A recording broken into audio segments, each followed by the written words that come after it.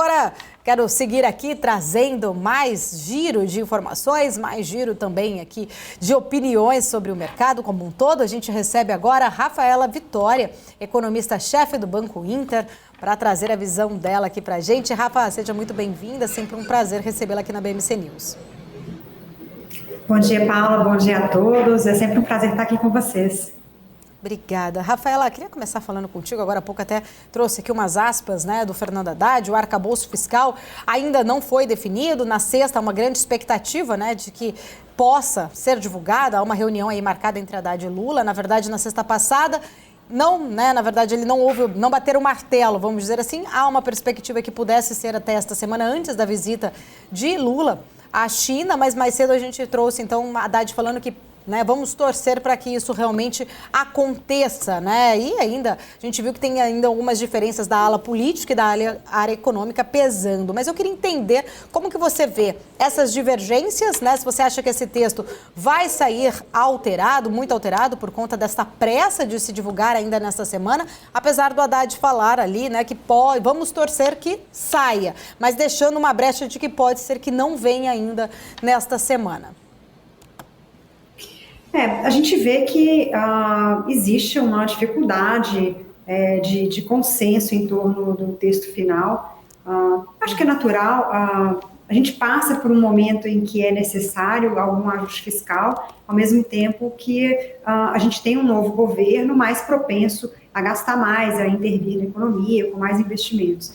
Então, era natural de se esperar essa discussão dentro do próprio governo. Não existe um consenso sobre esse ajuste fiscal e eu acho que a gente vai caminhar para uma discussão um pouco mais longa, porque além dessa discussão prévia, né, da proposta, depois a gente vai ter a aprovação, a discussão para aprovação no Congresso, onde podem vir novas interferências, tanto para um lado de maior aperto, quanto também para um lado de maior flexibilização.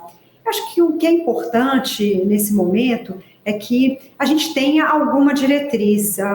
Eu acho que a gente ficou sem nenhuma, né? Hoje, o Focus, ele mostrou um pouco isso. Quando a gente olha para as expectativas de longo prazo, lá para 2026, 2027, a gente tem hoje uma taxa de equilíbrio, tanto para a Selic quanto para o IPCA, bem maiores do que a gente tinha antes da eleição. Então, a própria PEC da transição, com o fim do teto, e toda essa discussão hoje sobre propostas do governo de mais gastos, e até propostas parafiscais, com relação a bancos públicos, por exemplo, elas trazem muita incerteza, porque a gente não sabe qual vai ser o caminho das contas públicas.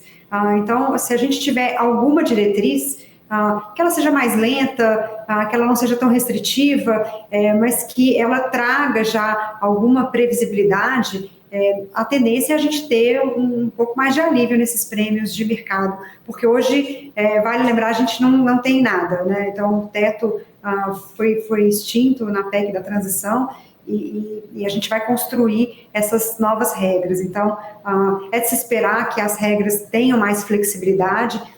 O próprio teto mostrou que ser muito restritivo não funciona, então acho que um dos pontos importantes que devem ser apresentados nas regras é que ela seja crível, né, que ela realmente funcione, né, não basta ter uma regra que você pode burlar a qualquer momento. Eu acho que esse talvez seja o ponto mais importante do que exatamente qual vai ser a trajetória, se vai ser uma queda muito rápida da dívida ou uma queda mais lenta.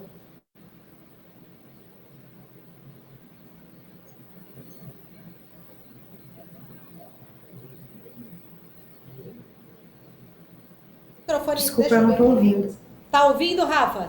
Não tá ouvindo? Agora eu estou ouvindo. Tá ouvindo? Sim. Tá certo.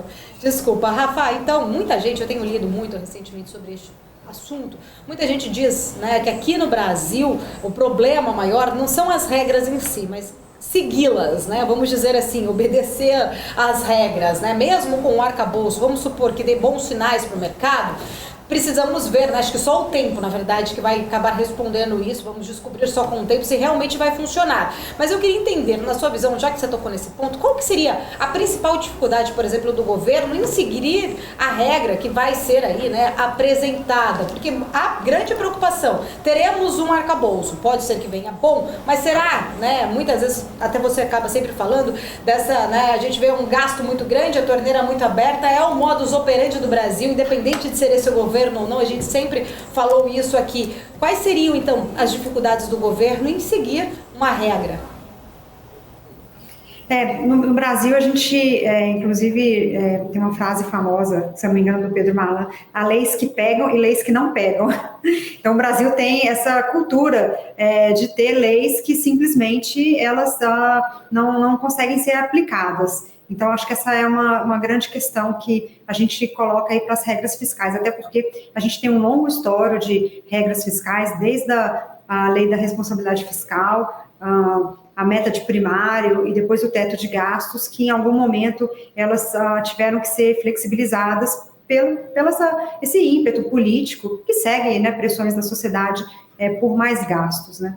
Então, eu acho que alguma flexibilização é importante ter, porque também se a gente fizer uma lei muito restritiva, ela não funciona na prática.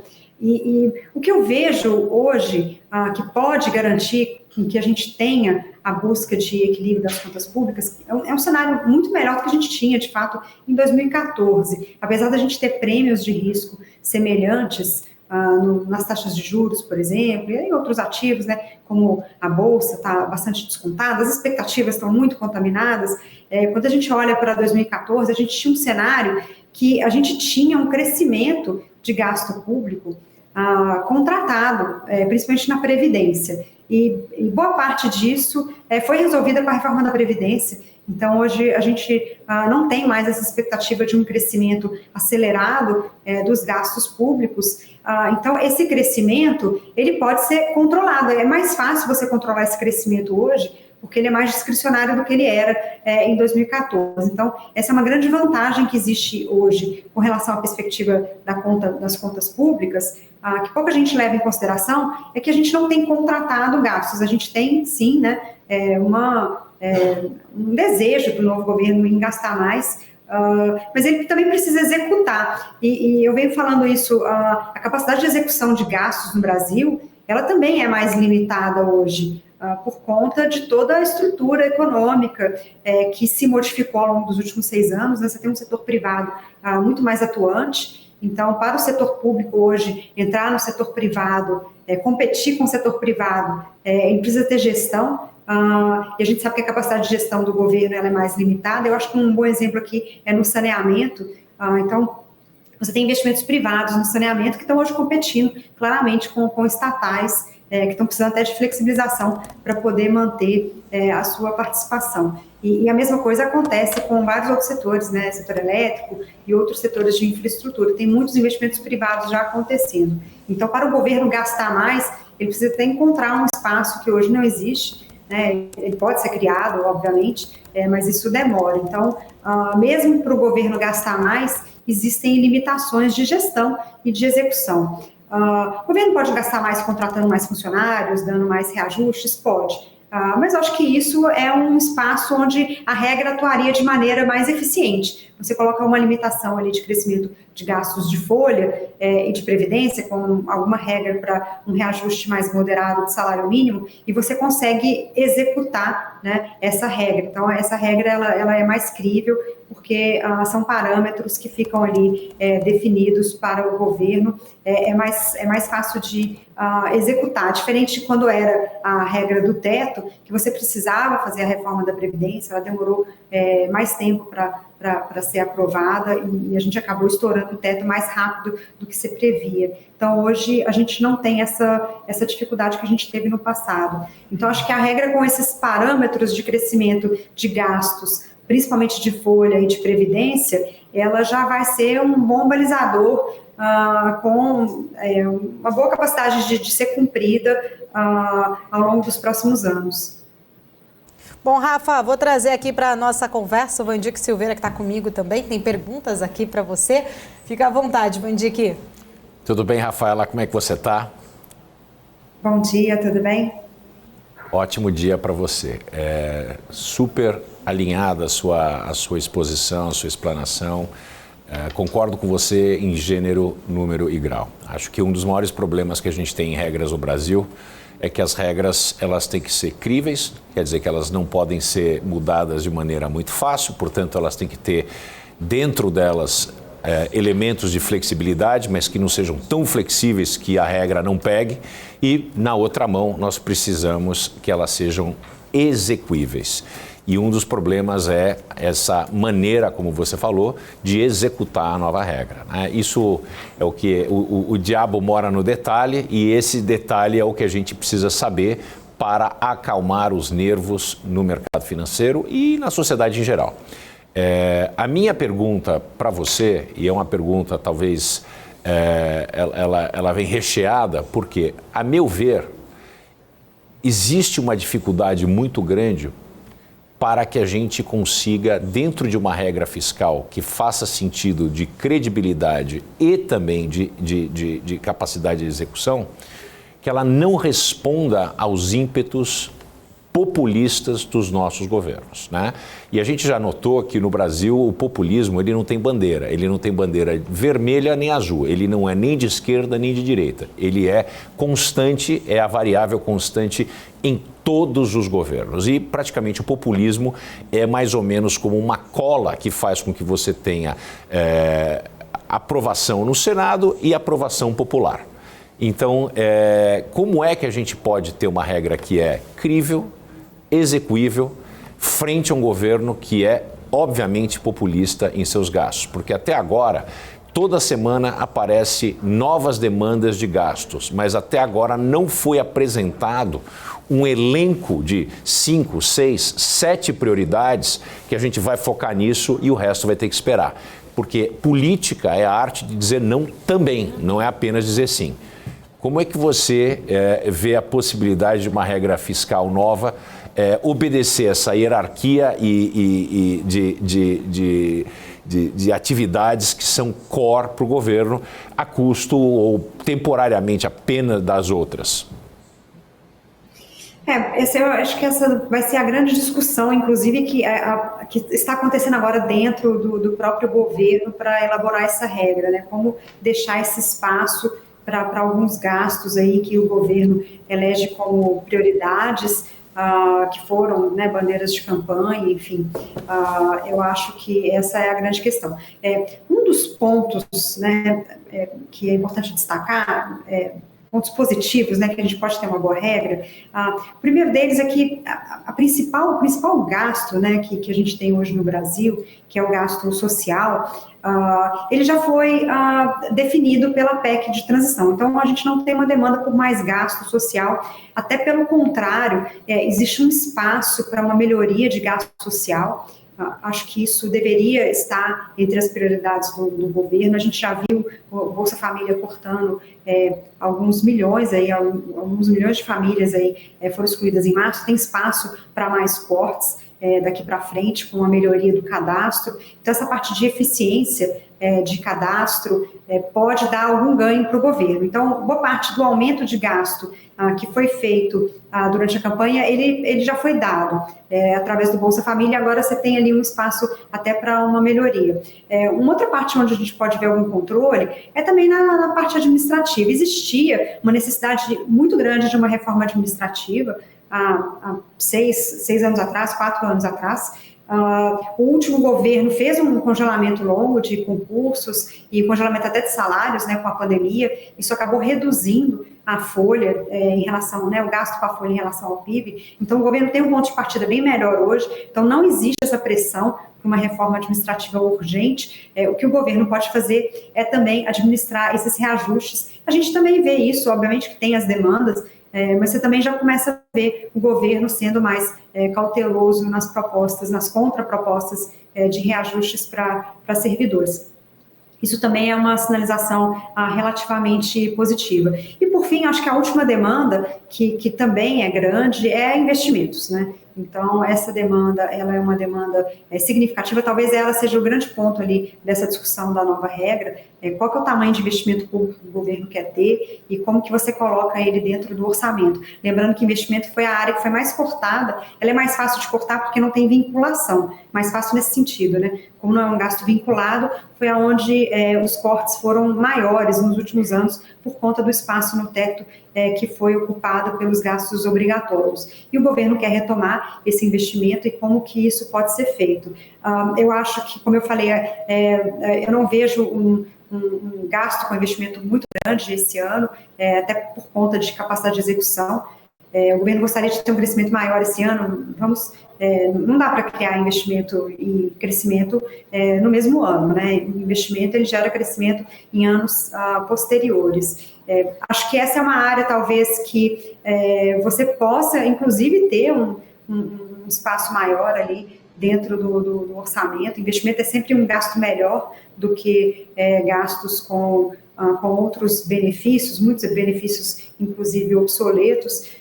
Então, existe até uma tolerância para algum gasto maior de investimento, desde que, acho que um ponto que faltou aí na sua pergunta é a receita, né?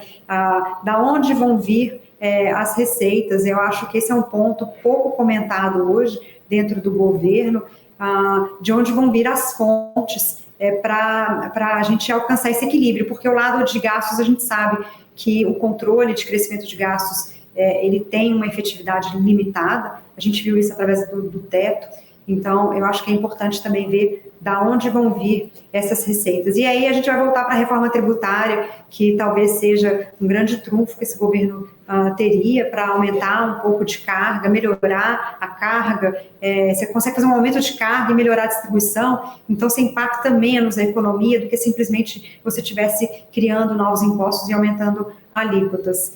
Por isso que o Haddad sempre fala, né, o arcabouço e a reforma tributária, eles andam juntos, porque é na reforma tributária que a gente pode ter novas fontes de receita, e aí sim você poderia ter um ajuste, um equilíbrio, né, a busca do equilíbrio, ela fica mais rápida, o ajuste fiscal fica mais rápido.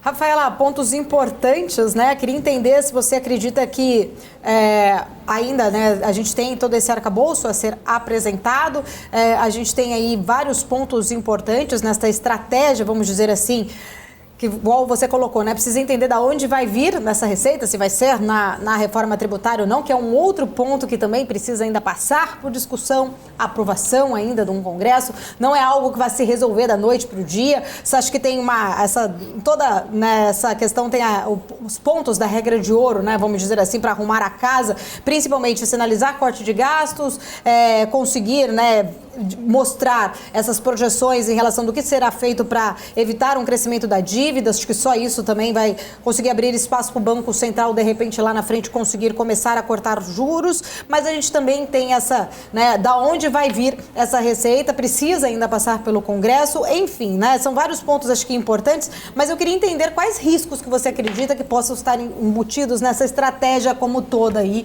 do governo, que ainda não apresentou esse arcabouço fiscal, já vai se completar quase 100 dias do governo, e a gente não tem ainda nada sinalizado, vai ser apresentado, mas ainda precisamos entender esses pontos que acho que você colocou muito bem nas suas últimas duas respostas. Acho que o principal risco é exatamente isso que você colocou, a falta de planejamento. Esse foi um risco de campanha, inclusive, a gente falava dos grandes riscos, né, ao longo da campanha, que a gente não tinha esse planejamento, esse projeto, então é um planejamento que está sendo construído hoje, e demora mais tempo. E a gente perde tempo, esse é um tempo precioso, porque lembrando, o primeiro ano de governo é o ano onde você consegue fazer as maldades. Então, quanto mais a gente demora, mais tempo a gente perde para fazer uma reforma mais significativa, que traga uma mudança mais significativa para o futuro. Então, essa é a grande preocupação que a gente tem. Quanto tempo que vai demorar para aprovar o arcabouço e depois a reforma tributária, que seriam as duas reformas que em conjunto podem trazer essa previsibilidade maior para o equilíbrio das contas públicas e aí, exatamente como você colocou, abrir espaço para um corte maior da Selic. Hoje existe já, na minha visão, um espaço para corte, não nessa semana, mas a partir de junho, com relação ao aperto maior de crédito que a gente tem visto, e a gente vê a Selic terminando o ano em 12%, então existe algum espaço, porque a Selic está muito alta, mas a gente terminando o ano com uma Selic em 12%, significa que a gente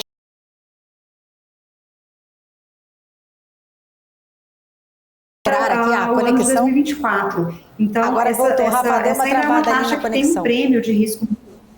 Pode continuar, pode concluir, fica à vontade. Voltou. Voltou, pode concluir. Ok. Não, então eu estou dizendo que a gente ainda tem um prêmio na Selic muito alto, e mesmo com algum corte aí esse ano, a curva de juros precifica algum corte, para que a gente depois tenha mais cortes, além, né, do corte para 12%, como é o que está na curva hoje, a gente precisa sim ter esse equilíbrio das contas públicas em vista. Maravilha. Rafa, só antes, né, da gente encerrar aqui, eu queria fazer uma pergunta lá de fora, né? Semana também importante, principalmente política monetária dos Estados Unidos. Falando um pouquinho ainda desse cenário internacional, o balanço de ativos do Fed, ele tem mostrado uma injeção de dinheiro na economia nos últimos, né, principalmente aí nos últimos dias. Queria entender se, na sua visão, né, o Fed estaria indo ali numa direção contrária do aperto, né, quantitativo proposto, inclusive. O que isso pode trazer de consequência para a economia americana, que segue ainda com essa pressão inflacionária alta? Nesse momento, infelizmente, a crise bancária ela virou um problema maior do que a inflação. Então, o Fed realmente teve que tomar essas medidas e não tem muita saída. Acho que essa é a nossa visão. Sim, são medidas que vão contra o processo de combate à inflação, por qual o Fed precisa passar por eles, mas considerando esse estresse no mercado bancário hoje, o custo de você deixar, né, uma instituição quebrar sem nenhum auxílio, ele pode ser muito maior do que você fazer algum tipo de afrouxamento monetário, seja via juros, seja via recompra de títulos nesse momento, e adiar um pouco o combate à inflação. Então, de fato, inclusive eu acredito que o Fed deveria pausar a alta de juros agora nessa reunião, não porque a inflação está resolvida, mas porque existe um problema maior hoje, que é um estresse no sistema financeiro, e uma pausa, ela faz todo sentido para que se faça essa reavaliação. E se a inflação fique mais persistente, você pode sempre retomar a alta de juros em maio. Mas nesse momento, infelizmente, o problema da liquidez, ele sobrepõe ao problema da inflação. Tá certo. Rafa, quero agradecer. Sempre um prazer recebê-la aqui na nossa programação. Uma honra poder contar também aqui com a sua colaboração para os nossos telespectadores. Obrigada. Obrigada, Paula, e até a próxima. Obrigada, tá? Até mais, até a próxima. Tá?